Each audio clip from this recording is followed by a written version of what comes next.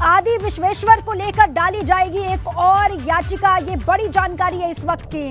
Varanasi court में देंगे ज्ञानवापी और विश्वेश्वर महादेव से जुड़ी एक और याचिका। विश्व हिंदू महासमिति के अध्यक्ष अभिषेक शर्मा दाखिल करेंगे नई याचिका, ऐसी खबर है। और न्यायालय से हिंदुओं की धार्मिक भावना का ख्याल रखने समेत कई मांगे इसमें शामिल होंगी। ये बड़ी जानकारी आपके सामने, देखिए एक के बाद एक नई याचिकाएं। और ये बड़ी खबर है। देखिए आदि विश्वेश्वर को लेकर डाली जाएगी एक और याचिका। वाराणसी कोर्ट में ज्ञानवापी और विश्वेश्वर महादेव से जुड़ी याचिका होगी। ये कहा जा रहा है कि विश्व हिंदू महासमिति के अध्यक्ष अभिषेक शर्मा दाखिल करने वाले हैं याचिका। और न्यायालय से हिंदुओं की धार्मिक भावना का ख्याल रखने के साथ ही और भी कई मांगे इसमें होंगी।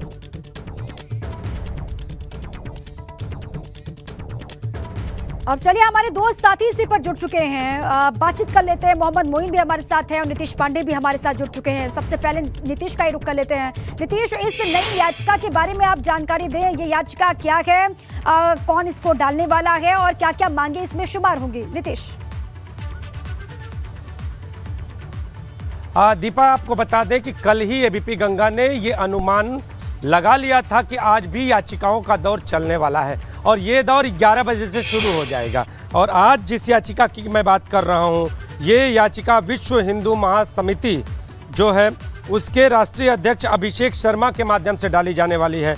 और इसमें साफ तौर पर जो मांग है वो ये है कि धार्मिक भावनाएं हिंदुओं की, इसके साथ पूजा उपासना के संदर्भ में हिंदू देवी देवताओं के चिन्हों और प्रतीकों, अभिलेखों, श्रृंगार मंडप सहित हिंदुओं के आर्टिकल 25 के अंतर्गत पूजा के अधिकार और अन्य महत्वपूर्ण जो भी विषय है, यानी जो सर्वे के दौरान चीज़ें मिली हैं उनके संरक्षण के साथ आर्टिकल 25 के अंतर्गत पूजा का अधिकार मिलना चाहिए जो शिवलिंग मिला है। तो आज एक और याचिका इसमें डाली जाने वाली है। 11 बजे का समय बताया जा रहा है और आज का दिन और भी महत्वपूर्ण रहने वाला है। अब आपको एक और बात बता दूं, ये याचिका है तो अभी सामने आ चुकी है कि इस तरह की याचिका डालने वाले हैं। 1-2 याचिकाएं और भी आ सकती हैं, ये भी आपको बता दें। सूत्रों के हवाले से एबीपी गंगा के पास खबर है कि शाम तक 1 और 2 याचिकाएं और भी पड़ सकती हैं। तो इस मामले में इस तरह की याचिकाओं का पढ़ना और कई तरह के मोड़ सामने आना। आपको बताऊं कि पिछले दिनों जिस तरह से ठीक है नीतीश, ये तो एक नई याचिका है जो डाली जाएगी। कौन डालेगा इसके बारे में जानकारी आपने दे दी है, लेकिन इसके अलावा 1-2 याचिकाएं और डल सकती हैं शाम तक, ये भी जानकारी आप दे रहे हैं। आप दोनों ही रहिए हमारे साथ। देखिए आज अर्जी दी जाएगी, लेकिन इसके अलावा ज्ञानवापी मामले में आज बहुत बड़ा दिन है। आज 3 अहम सुनवाई होनी है। जिला अदालत और वाराणसी फास्ट ट्रैक कोर्ट में सुनवाई होगी। सर्वे की वीडियो ना सौंपने की अर्जी फास्ट ट्रैक कोर्ट में इसको लेकर सुनवाई होनी है। और ज्ञानवापी परिसर पर कब्जे की मांग पर भी आज सुनवाई होनी है। ज्ञानवापी श्रृंगार गौरी मामले में जिला अदालत में सुनवाई हो या नहीं हो, इस पर भी सुनवाई होनी है। इस पर भी कोई तस्वीर साफ होनी है। तो अपने आप में देखिए आज का दिन कितना अहम हो जाता है। इस पूरे विवाद को लेकर लगातार नजर है कि कोर्ट का रुख क्या होता है अलग अलग मामलों में।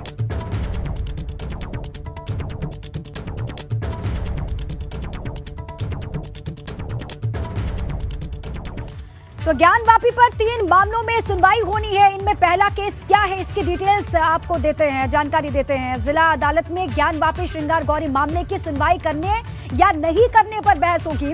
दोपहर 2 बजे का वक्त है। जिला जज AK विश्वेश की अदालत में आज फिर से इस मामले में सुनवाई होगी। और देखिए पिछली सुनवाई में मुस्लिम पक्ष ने दलील वहां पर रखी थी और आज भी बची हुई दलीलों को मुस्लिम पक्ष वहां पर रखेगा, अपनी बात रखेगा। मुस्लिम पक्ष की दलीलों के बाद हिंदू पक्ष की दलीलों को सुना जाएगा। और ये तो पहले केस की बात हमने की, लेकिन ज्ञानवापी पर दूसरा केस क्या है ये भी आप जानिए। विश्व वैदिक सनातन संघ प्रमुख जितेंद्र सिंह बिसेन की अर्जी पर सुनवाई होगी और ज्ञानवापी सर्वे की वीडियो रिपोर्ट सौंपे जाने से जुड़ी है जितेंद्र सिंह बिसेन की अर्जी।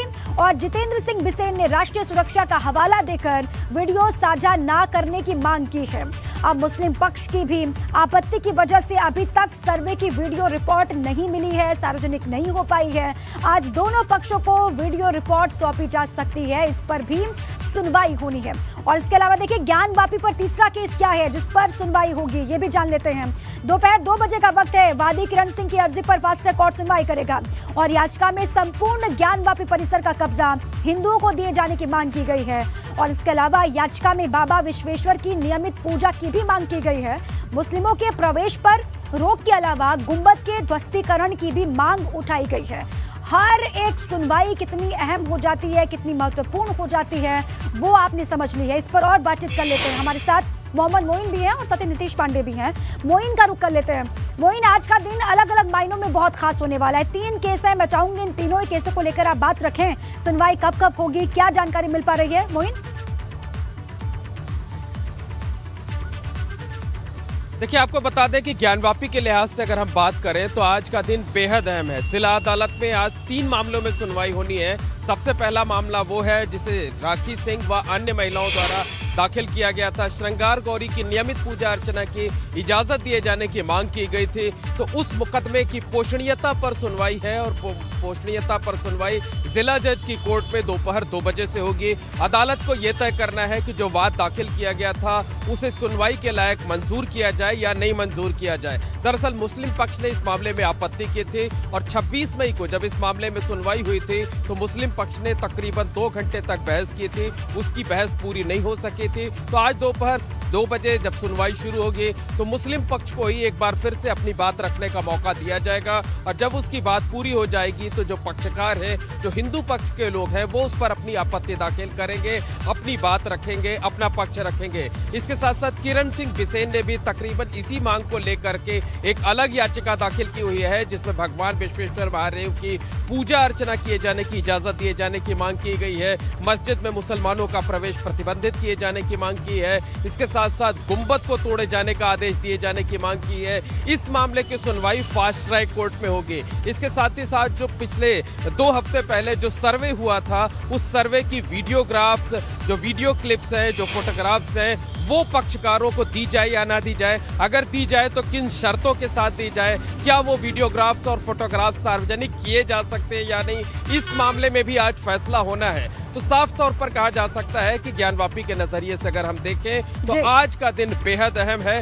कई महत्वपूर्ण मामलों की सुनवाई है और जैसा हमारे सहयोगी नीतीश बता रहे थे कि इस मामले में आज 1 या 2 मुकदमे और भी दाखिल हो सकते हैं। तो पक्षकार बनने की होड़ लगी हुई है, मुकदमा दाखिल करने की लोगों में होड़ लगी हुई है। तमाम लोग जो है 110 की एप्लीकेशन लेकर के कोर्ट पहुंचते हैं और बताते हैं कि हमें भी इस मामले में पक्षकार बनना है। तो जब पोषणीयता पर फैसला हो जाएगा उसके बाद पक्षकारों की पक्षकार बनने की होड़ है और नई नई याचिकाएं डाली जा रही हैं और ये होड़ आज भी देखी जाएगी शाम तक बहुत, और इसमें अपडेट सामने आ सकते हैं। नीतीश का रुख कर लेते हैं। नीतीश, इन तीनों ही मामलों को लेकर, इन तीनों ही मामलों की सुनवाई को लेकर आपके पास क्या जानकारी है, साझा करें नीतीश।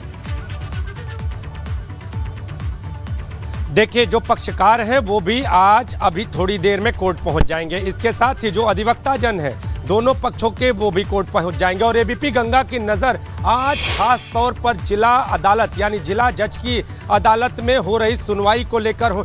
जो सामने मुस्लिम पक्ष की बहस होगी, मुस्लिम पक्ष की जो दलीलें होंगी उस पर रहेंगी और ये देखना होगा कि क्या जिला अदालत में आज मुस्लिम पक्ष के अलावा जो वादी यानी हिंदू पक्ष है उसको भी सुनने का मौका मिलता है। चूंकि हिंदू पक्ष के जो अधिवक्ता हैं विष्णु शंकर जैन वो और इसके साथ हरिशंकर जैन, इन लोगों ने खास तौर पे तैयारियां की हुई हैं। इसके साथ जितेंद्र सिंह बिसेन 11 बजे जब यहाँ की जो अगर बात करें फास्ट ट्रैक कोर्ट में तो भी अगर बात करें तो उनके वकील भी बनारस पहुँच चुके हैं और वो भी थोड़ी देर में यानी 10 से 10:15 के बीच में कचहरी परिसर में पहुँच जाएंगे। और इसके साथ ही आज जो वीडियोग्राफी और फोटोग्राफी की क्लिप है वो पक्षकारों को उपलब्ध होगी। अगर उपलब्ध होगी तो एबीपी गंगा उसके बारे में भी पूरी डिटेल दर्शकों को बताएगा। तो हमारी आज इन तीनों पर नजर रहेगी, चाहे वो अधिवक्ताओं का आगमन हो, इसके साथ ही इस केस से जुड़ी हुई एक अपडेट, जो अदालत में सुनवाई है, इन सारे विषयों पर हमारी नजर होगी। दीपा और दर्शकों को हर एक तस्वीर पर, हर एक हिस्से पर हमारी नजर है। हर एक अपडेट सबसे पहले दर्शकों तक हम पहुंचाएंगे और पूरे देश की निगाहें वाराणसी पर टिकी हैं। जिला अदालत से क्या निकल करके बाहर आता है और फास्ट ट्रैक कोर्ट किस तरीके से इन मामलों को देखता है, इस पर भी हमारी नजर है। बहुत शुक्रिया नीतीश आपका भी और मोहम्मद मोइन आपका भी जानकारी तफसील से देने के लिए। अब आगे बढ़ते हैं, राज्यसभा चुनाव की बात करते हैं। आज राज्यसभा चुनाव के लिए नामांकन दाखिल करेंगे जयंत चौधरी, ऐसी जानकारी है। सपा रालोद के संयुक्त प्रत्याशी जयंत चौधरी दाखिल करेंगे पर्चा, ऐसी खबर है। और दोपहर 12 बजे का वक्त बताया जा रहा है जब पर्चा दाखिल करते हुए दिखाई देंगे जयंत चौधरी। ये बड़ी जानकारी। सपा समर्थन से इससे पहले कपिल सिब्बल, जावेद अली नामांकन दाखिल कर चुके हैं और अब बारी है जयंत चौधरी की। ये कहा जा रहा है कि दोपहर 12 बजे पर्चा भरते हुए, नामांकन दाखिल करते हुए जयंत चौधरी दिखाई दे सकते हैं। ये बड़ी जानकारी है। इससे पहले सपा समर्थन से कपिल सिब्बल को आपने देखा, अचानक से वो नामांकन दाखिल करते हुए दिखाई दिए, जिसने सबको चौंका दिया। उसके बाद जावेद अली ने भी नामांकन किया और आज मौका है जयंत चौधरी के नामांकन दाखिल करने का। इसी पर जानकारी लेते हैं हमारे साथी अनुभव शुक्ला जुड़ चुके हैं। सीधे अनुभव का ही रुख कर लेते हैं। अनुभव, ये कहा जा रहा है कि आज दोपहर 12 बजे नामांकन दाखिल करते हुए जयंत चौधरी दिखाई दे सकते हैं, क्या जानकारी है अनुभव? नहीं, बिल्कुल आज वो नामांकन दाखिल करेंगे और जयंत चौधरी लखनऊ भी पहुंच चुके हैं। तकरीबन 1-1.5 घंटे बाद वो विधानसभा पहुंच जाएंगे, क्योंकि वहीं पर नॉमिनेशन के लिए अगर हम कहें तो जो कक्ष है वो बनाया गया है और वहीं पर सब लोग नॉमिनेशन करते हैं। तो नामांकन का समय दोपहर 3 बजे तक है, लेकिन उससे पहले ही 11:30-12 बजे के आसपास जयंत चौधरी जो है वो अपना नामांकन आज दाखिल करेंगे। और देखिए, समाजवादी पार्टी और आरएलडी के संयुक्त प्रत्याशी के तौर पर वो अपना नॉमिनेशन आज फाइल करेंगे। और 2 कैंडिडेट, जैसा आपने पहले भी बताया, कपिल सिब्बल हालांकि वो निर्दलीय के तौर पर इस चुनाव में खड़े हुए हैं, पर समर्थन समाजवादी पार्टी का है। दूसरा जावेद अली पहले भी राज्यसभा के सदस्य रह चुके हैं और प्रोफेसर रामगोपाल यादव के करीबी हैं, उनके लॉयलिस्ट माने जाते हैं और उन्हीं की वजह से कहा जा रहा है कि उनको टिकट मिला है। हालांकि अब जो तीसरे उम्मीदवार हैं जयंत चौधरी, वो भी आज नॉमिनेशन फाइल करेंगे। तो एक तरफ से आप देखिए, समाजवादी पार्टी 3 सीटें जीतने की स्थिति में है और 3 ही सीटों पर उसने उम्मीदवार खड़े किए हैं। पर अब ये है कि एक हो गए कपिल सिब्बल जो निर्दलीय है, यानी वो सपा के सिंबल पर नहीं है। अब जयंत चौधरी आज नॉमिनेशन फाइल करेंगे तो वो अपने सिंबल पर फाइल करेंगे। हो सकता है कि उनके जो नामांकन पत्र है उसमें ये लिखा जाए कि आरएलडी उम्मीदवार। तो ऐसे में अभी राज्यसभा में जो स्थिति है समाजवादी पार्टी की, देखिए नंबर तो 3 तो हो जाएंगे, पर उसमें जो 2 लोग होंगे, एक निर्दलीय हो जाएंगे, एक आरएलडी के हो जाएंगे उनके सिंबल पर। समाजवादी पार्टी के केवल एक जावेद अली मान लीजिए पहुंचते हैं। तो एक हम कहें तो एक नियम भी है, किसी भी पार्टी को अगर हम कहें दर्जा मिलता है, कार्यालय मिलता है, उसमें भी दिक्कत आ सकती है अगर 5 से उनके सदस्य कम हो जाएंगे। ये भी एक टेक्निकल चीज़ है, पर अखिलेश यादव ने कुछ सोचा होगा, समझा होगा, उसके बाद ही ये फैसला लिया होगा।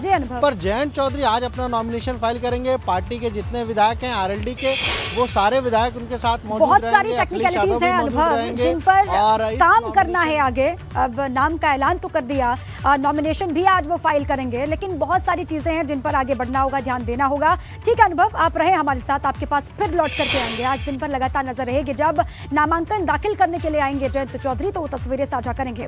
लखनऊ से बड़ी जानकारी है, विधानसभा के बजट सत्र का 7वां दिन है आज और बजट सत्र पर सदन में आज भी चर्चा होगी बजट पर और विपक्ष सत्ता पक्ष के विधायक चर्चा में शामिल होंगे।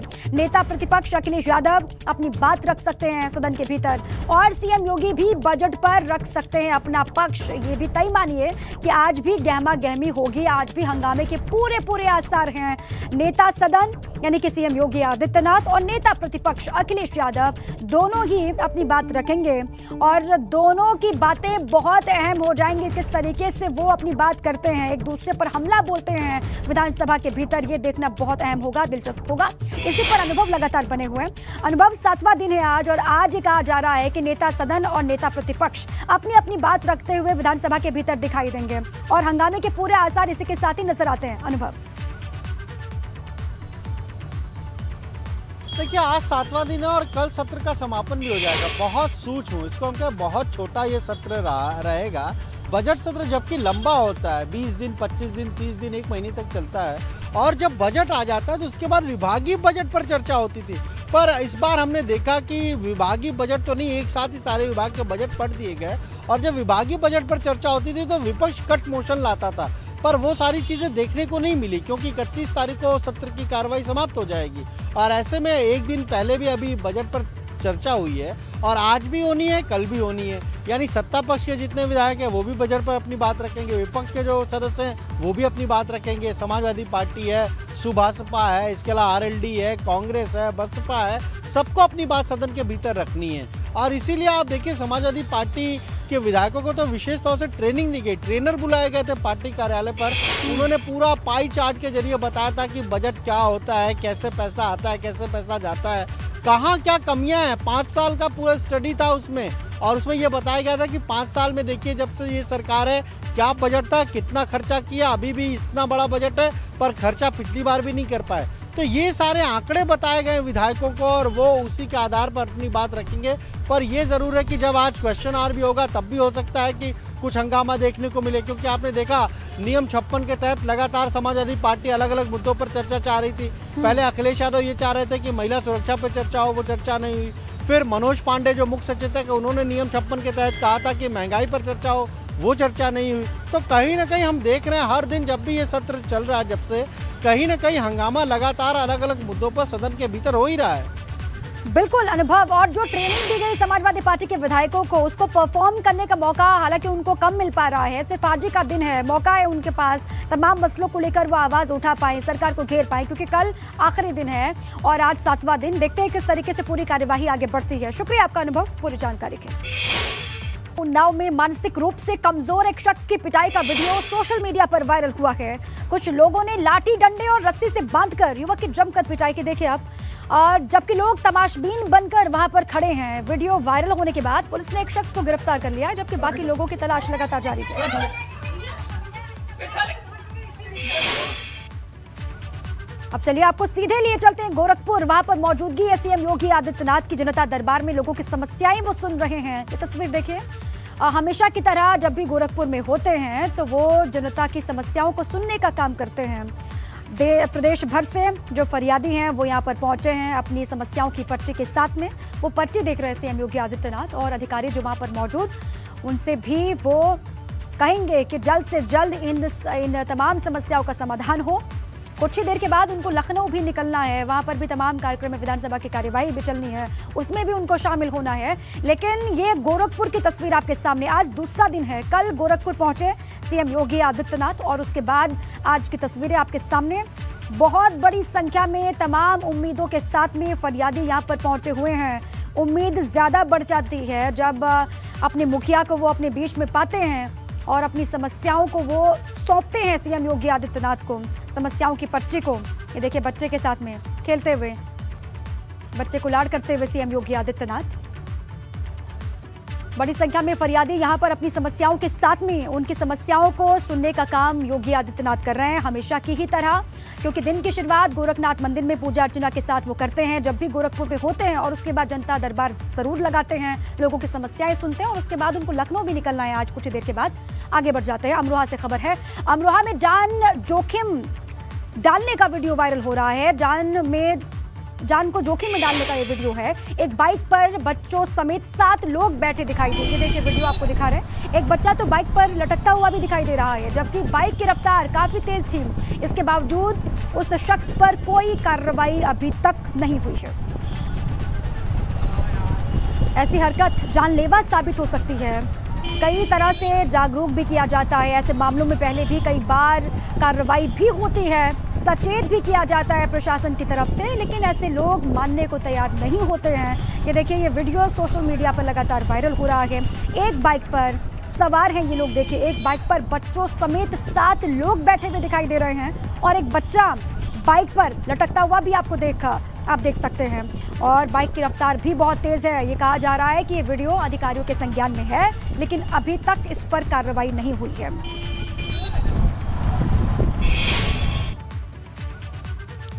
अमरोहा से ही अगली खबर है। अमरोहा में खेल रहे 2 मासूम बच्चों पर कुत्तों के झुंड ने हमला कर दिया, और इसमें खबर यह कि एक मासूम की मौके पर ही मौत हो गई और दूसरे को मेरठ हायर सेंटर रेफर किया गया है। कुत्तों के झुंड के आतंक ने घर का चिराग यहाँ पर बुझा दिया है। मासूम बच्चे की मौत से घर में मातम छाया हुआ है। अमरोहा के थाना हसनपुर क्षेत्र का ये पूरा मामला, कुत्तों के झुंड ने 2 मासूम बच्चे जो खेल रहे थे उन पर अटैक किया, हमला किया, और जानकारी ये है कि 2 में से एक मासूम की मौके पर ही मौत हो गई और दूसरे को मेरठ हायर सेंटर रेफर कर दिया गया है। उसकी भी हालत नाजुक बताई जा रही है। कुत्ते के झुंड के आतंक ने घर का चिराग यहाँ पर बुझा दिया। अब लोगों में गुस्सा है, जो ग्रामीण यहाँ के हैं, जो आसपास के लोग हैं, उनमें आक्रोश दिखाई दे रहा है, गुस्सा दिखाई दे रहा है, लेकिन परिवार में मातम पसरा हुआ है। मासूम बच्चे की मौत से पूरा घर मातम में डूबा हुआ है। आसपास के इलाके में शोक है। अमरोहा के थाना हसनपुर क्षेत्र का ये मामला, जहां पर 2 मासूम बच्चे खेलते हैं, अचानक से कुत्तों का झुंड वहां पर आता है और इन मासूमों पर हमला कर देता है। एक की जान चली गई है। और इसी बीच लखनऊ से बड़ी जानकारी है। भाजपा के राज्यसभा उम्मीदवार कल करेंगे नामांकन। ये बड़ी जानकारी है। हालांकि आज ये जानकारी मिल रही थी कि आज नामांकन कर सकते हैं दाखिल, लेकिन अब ये बड़ी खबर है कि भाजपा के राज्यसभा उम्मीदवार कल नामांकन दाखिल करेंगे। भाजपा आज 2 और उम्मीदवारों की करेगी घोषणा। ये बड़ी जानकारी। पार्टी के सारे उम्मीदवार एक साथ कल नॉमिनेशन फाइल करेंगे, दाखिल करेंगे पर्चा। ये पुख्ता खबर है। नामांकन में सीएम योगी और दोनों ही डिप्टी सीएम भी मौजूद रहेंगे, ये जानकारी मिल रही है। सीएम योगी भी आपको कल दिखाई देंगे जब पर्चा दाखिल करने के लिए प्रत्याशी पहुंचेंगे राज्यसभा के, और उनके साथ में दोनों डिप्टी सीएम भी मौजूद होंगे, ऐसी खबर है। और सभी प्रत्याशी एक साथ जाएंगे पर्चा दाखिल करने के लिए। ये बड़ी जानकारी। खबर ये भी आ रही थी कि आज भी हो सकता है तस्वीरें सामने आए जब नामांकन दाखिल करने के लिए भाजपा के उम्मीदवार दिखाई दे सकते हैं, लेकिन अब ये जानकारी है कि भाजपा आज 2 और उम्मीदवारों की घोषणा करेगी और उसके बाद कल सारे के सारे उम्मीदवार एक साथ नामांकन दाखिल करते हुए नजर आएंगे। सीएम योगी आदित्यनाथ भी होंगे और दोनों डिप्टी सीएम भी इस दौरान मौजूद रहेंगे। इसी पर जानकारी लेते हैं, हमारे साथी अनुभव जुड़ चुके हैं। अनुभव, पहले खबर ये थी कि आज तस्वीर आ सकती है, लेकिन अब ये पुख्ता जानकारी मिल रही है कि सारे जो भी उम्मीदवार होंगे वो कल एक साथ पर्चा दाखिल करेंगे। अनुभव। देखिए, बिल्कुल बीजेपी के सारे उम्मीदवार कल अपना नामांकन फाइल करेंगे, क्योंकि कल ही आखिरी डेट है और 6 लोगों के नाम अभी तक घोषित हुए हैं, 2 और नाम घोषित होने हैं। तो सारे 8 उम्मीदवार जो है वो कल अपना नॉमिनेशन फाइल करेंगे, क्योंकि विधानसभा में जो टंडन हॉल है वहीं पर ये नॉमिनेशन की प्रक्रिया होती है। इस दौरान मुख्यमंत्री योगी आदित्यनाथ भी मौजूद रहेंगे, दोनों जो उप मुख्यमंत्री हैं केशव प्रसाद मौर्य, ब्रजेश पाठक, वो भी मौजूद रहेंगे। प्रदेश अध्यक्ष स्वतंत्र सिंह भी मौजूद रहेंगे। इसके अलावा पार्टी के तमाम जो पदाधिकारी हैं, जो विधायक हैं, वो भी मौजूद रहेंगे, क्योंकि हर एक राज्यसभा उम्मीदवार के लिए 10 प्रस्तावक होते हैं। तो ऐसे में अगर 8 उम्मीदवार इनके हैं तो 80 तो प्रस्तावक ही होंगे, 80 विधायक ही होंगे। तो वो सारे लोग मौजूद रहेंगे और कल तकरीबन 11:30 बजे के आसपास ये जो हम कहें नामांकन की प्रक्रिया बीजेपी उम्मीदवारों की वो होगी। और आज ये भी जानकारी मिल रही है अनुभव कि 2 जो बचे हुए उम्मीदवार हैं उनका भी आज ऐलान किया जा सकता है। हाँ, 2 नाम और आज घोषित किए जाएंगे, उसी का इंतजार हो रहा है। पार्टी के भी लोग इंतजार कर रहे हैं, क्योंकि कई सारे नाम ऐसे हैं जो यहाँ से भेजे तो गए थे, पर अभी तक उस पर कोई फैसला नहीं हुआ। कल तो 6 नाम जरूर घोषित कर दिए गए, पर कम से कम बीजेपी 8 सीटों पर जीत आसानी से दर्ज कर सकती है। ठीक है अनुभव, सभी को भी इंतजार है। वो 2 नाम कौन से होंगे, किसके नाम पर दाव चला जाएगा, इस पर सभी को इंतजार है। शुक्रिया आपका अनुभव।